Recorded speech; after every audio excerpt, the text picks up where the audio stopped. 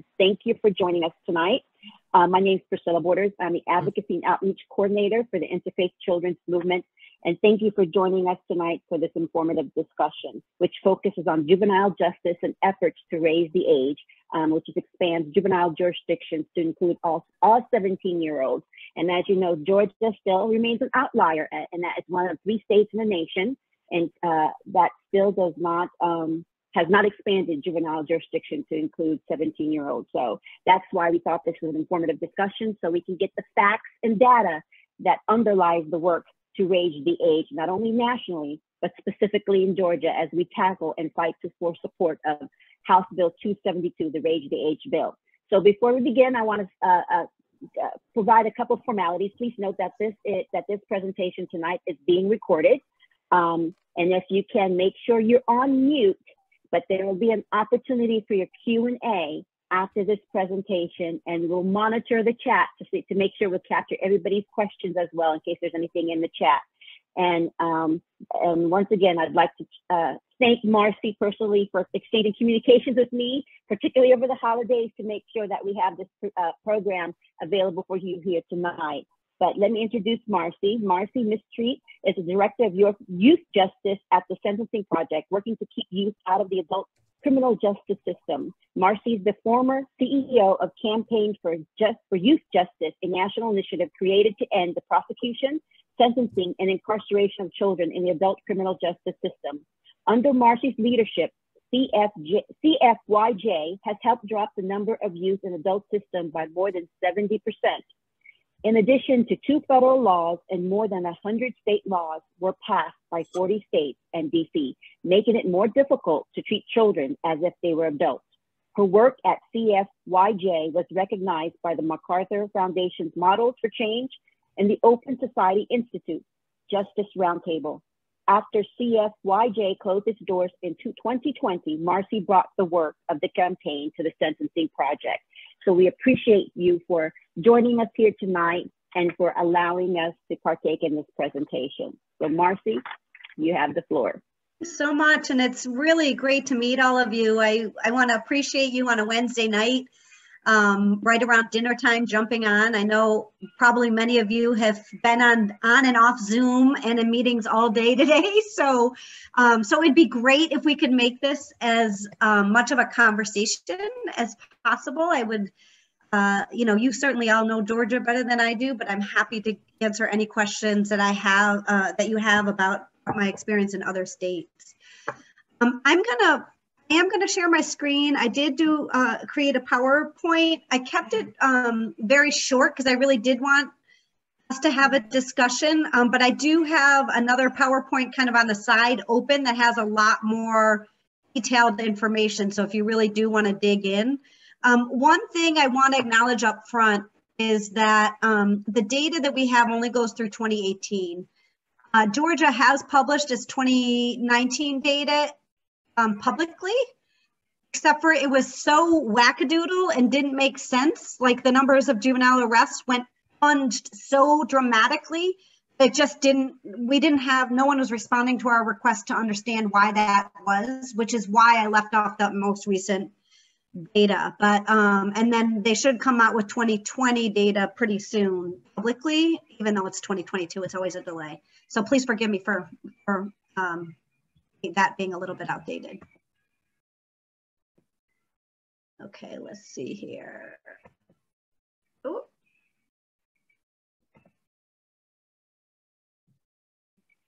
Slideshow from the beginning. Okay, so let's go to this one. And I don't know if I'm talking about things that you already know about, just nod me ahead and I will speak more rapidly, but I wasn't exactly sure how much information you had about Raise the Age. So I'm going to start at the beginning. So what is the Raise the Age? In 2007, there were 14 states across the country who established what we call the age of criminal responsibility, and sometimes it's called the age of majority. It's kind of the delineation and the line in the sand where the law sees children in juvenile court versus adult court. Of course, there's a million exceptions to that, but it's kind of the age at which the state will hold you criminally responsible for your behavior. There were 14 states who set that age below 18, and Georgia was one of them. And so when we talk about raising the age, we talk about it as getting that age at least to 18, right? And so between the years of 2009 and 2019, we had 11 states do that. Some of those states changed their laws to include 16 and 17-year-olds. Places like Connecticut, New York, North Carolina, all included 16 and 17-year-olds. And then the rest of the states were 17-year-olds only. And so the only 3 states, and I want to say, like, how states came up with 18 was rather arbitrary.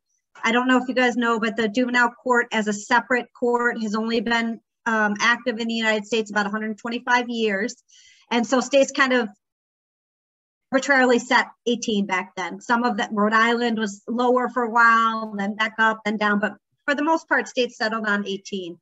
And so when we started this with Connecticut, it was really to establish the fact that kids were kids, and that at a minimum, we were getting some of the brain science out. At a minimum, 18 should be the number that we are assuming children are children.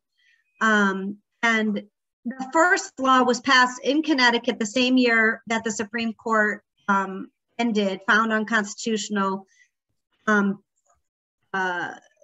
sending children to be executed. So if we can just kind of think of the fact that those 2 things are only 12 years old in this country, right? We executed children in this country till 2009.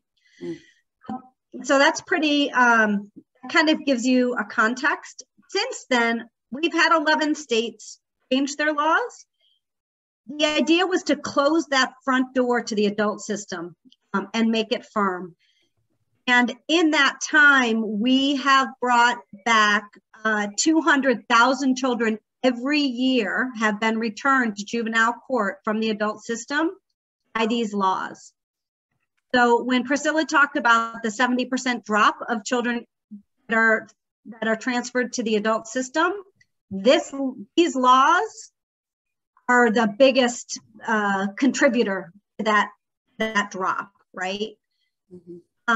It's interesting because we hear all the time, oh, juvenile crime. Well, you might not if you're reading the paper, but all statistics show us that juvenile crime's been going down, down, down. We're at a 50-year low. As of 2019, pandemic has changed a couple pieces of that, but not as dramatically as the news would have us believe. But juvenile crime is going down. And the amazing thing is that no one ever talks about the fact that the crime is continuing to plummet, even though we've returned 200,000 kids every single year to juvenile court. So it's a bigger pool of children, and those arrests, crime is still falling. You guys joined Texas and Wisconsin as the last 3 states in the country that still hold every 17-year-old, no matter what crime they've done, start in adult. Any questions there before I go on? Does that make sense to folks? Yeah, okay. The next thing.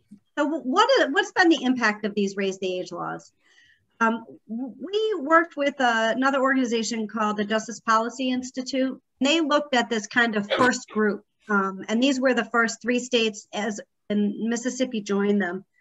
But Mississippi's data was hard to track, so they weren't centered in this. But they found is that states who raised age did so without increases in crime, costs, or confinement.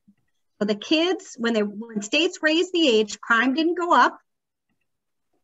Every single state said this is going to cost us $200, $300, $500 million every year to do. That did not happen. Or states say we don't have beds. We don't have enough beds. We're too overcrowded as it is. That didn't happen. So I'm giving you a snapshot from a report called Raise the Age that the Justice Policy Institute put out. I'm happy to drop that link in the chat if people want access to that. As you can see here, this 29% is the average violent crime index. Look at Illinois dropped much farther than that, down 69%, Connecticut down 66%, Massachusetts down 33%, and then property crime also dropped far quicker than the national average in those states. Excuse my dog. And so last year I put out a report that took this data and added all of the other states that had fully implemented the law. And guess what? This held true across every single one of those states. Missouri and Michigan weren't included in that data because they just implemented last year. So we didn't have their data yet on what the outcomes were. Everyone else. So this did not only apply to the first 3 states, these exact same trends fell across the other 9 states that passed, the first 9 states that passed their raise the age laws. So it is not an accident. It is not a fluke. A colleague that runs that used to run the New York State youth facilities said, well, not only is raise the age not only did the sky not fall, but it was an incredibly huge success, right? And I want to say that while racial and ethnic disparities persist in every single one of these states, the number of children of color who are blocked from being sent to the adult system is enormous by these laws, right? So they have extra year to 2 of protections on the juvenile system, of being able to get their records expunged, of being in confidential settings, etc.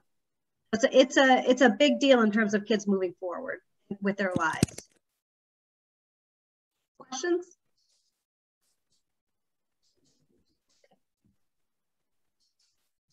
Okay, so here is Georgia. As I said, I only have till 2018. These are just your 17-year-olds, right? And so we see that the trend for 17-year-olds is similar to what I said is happening across the country with all young people under the age of 18. Arrest rates are going down. The VCI arrest is a violent crime index arrest. Does anyone know what those crimes are? You guys know what that refers to? Yes. Murder, rape, assault, manslaughter. Thanks, Chantel, and robberies. Just forgot robberies. And so I want to point out here again, and we say this, you don't always know this by reading the papers, but look at them, relatively, right? We don't want any young person engaging in that behavior, certainly. But when you're talking about 400 out of 8,300 kids, what percentage of that's pretty small percent, right?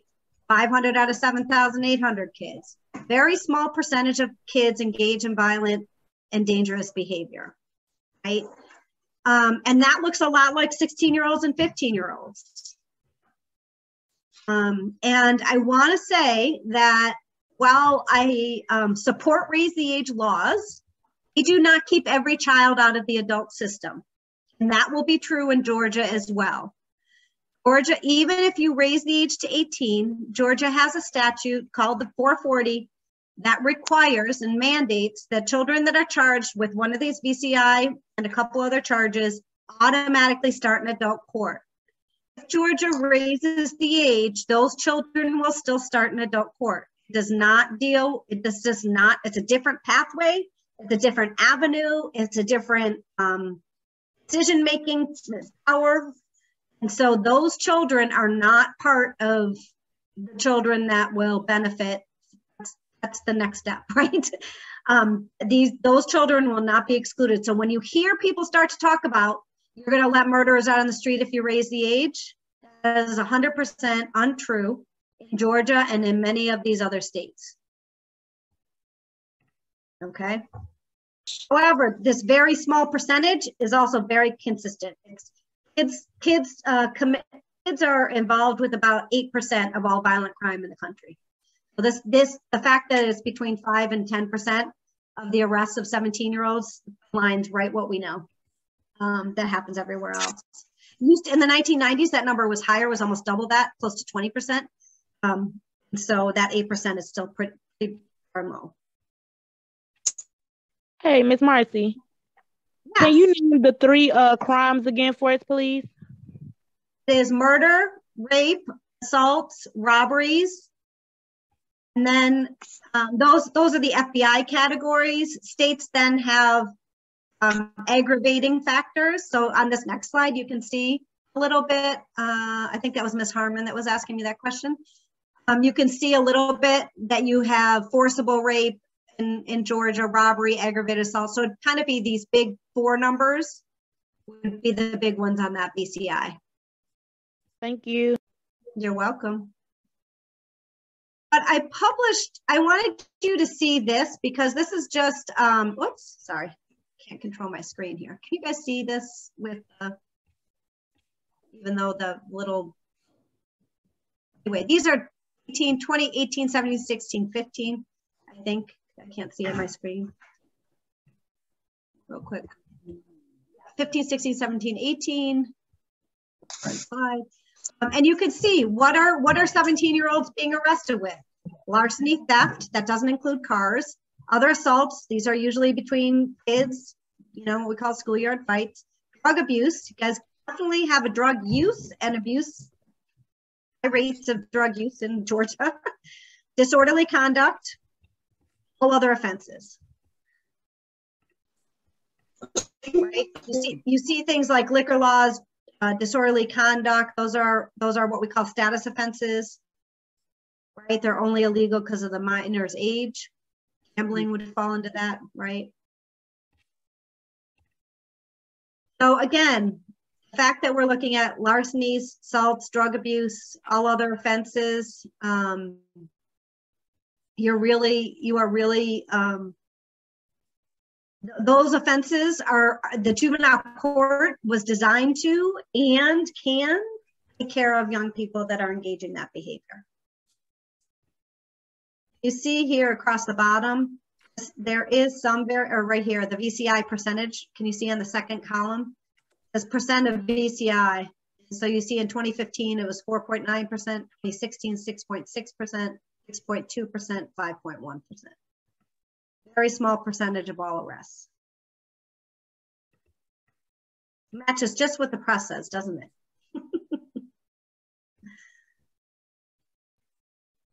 Okay. Now this slide I'm adding here because you're going to hear some of the opposition that we've heard the past couple of years is from rural judges, sheriffs, prosecutors saying, we don't have the resources. We can't possibly handle it. You know, this is too many kids. And of course, I don't have my notes slide real quick. Sorry, I'm going to just bounce back to this screen for a second.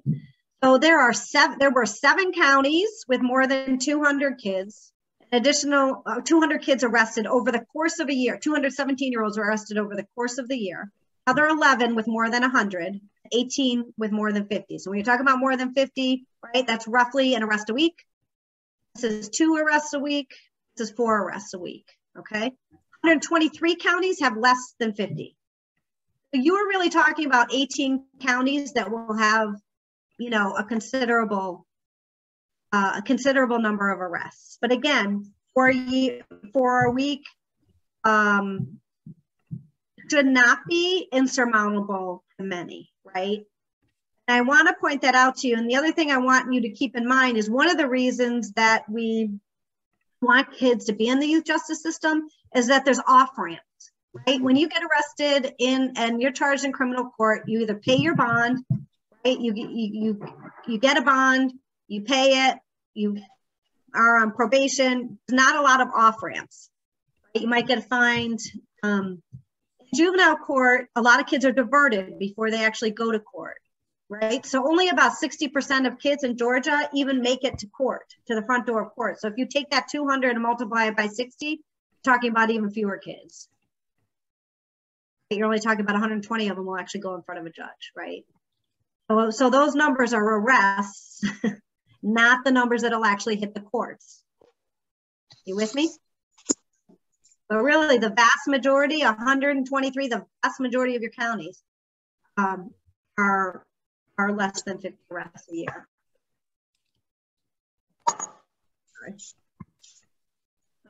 we go. I was looking for those. I forgot I added them in this way. Okay. Well, this is the slide.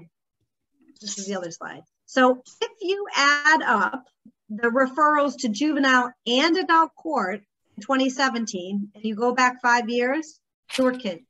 So if you have all the 17-year-olds were charged as adults in 2017 with all of the youth offenders, 13,000, you are less than what juvenile court handled alone in 2013. Right? So when courts say they can't handle these numbers, well, you're operating at much lower than you were 5 years ago. Well, I guess that's 9 years ago now. They were going, there's, with the school reforms and stuff, they have been, I'm trying to find my budget number here. Let me shut. And the reason we say that is that sorry guys, I'm gonna stop sharing my screen for a second because I cannot pause the share. Nope. Can you see this, my screen still? Yeah. Okay. Stop. Sorry. Okay. Sorry, I got to find the right slide here. The reason I put that slide on is that there was a fiscal note that talked about how, I found it, that talked about the expense of this, how expensive this law will be. I found what I was looking for here. Hold on a second. I just want to show you. Sorry. Okay.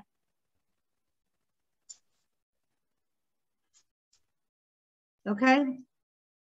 So this is what happened, right? So I was talking about from 2013, the budget was just under 300 million, right? 2017, it would gone up almost 350 million. So we've got declining kids, but what's happening to the budget? Right? So fewer kids, more money. So tell me again why you can't take the same number of kids in 2013 that you had in 2013 to handle them with increased resources you have.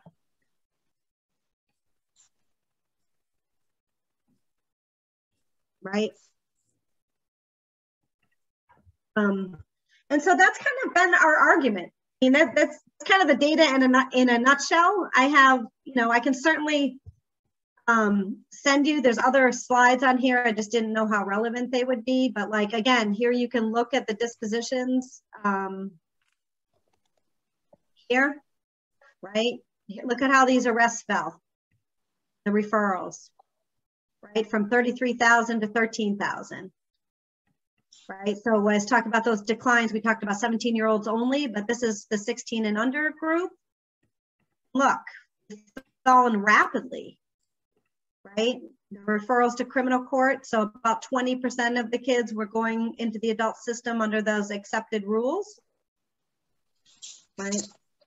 The intersection between child welfare is the green line, foster care and JJ kids. And then other referrals to police department, those are usually diversion cases.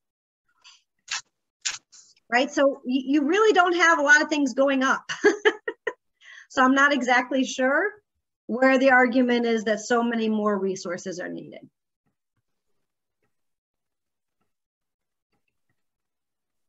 So that is kind of where we are.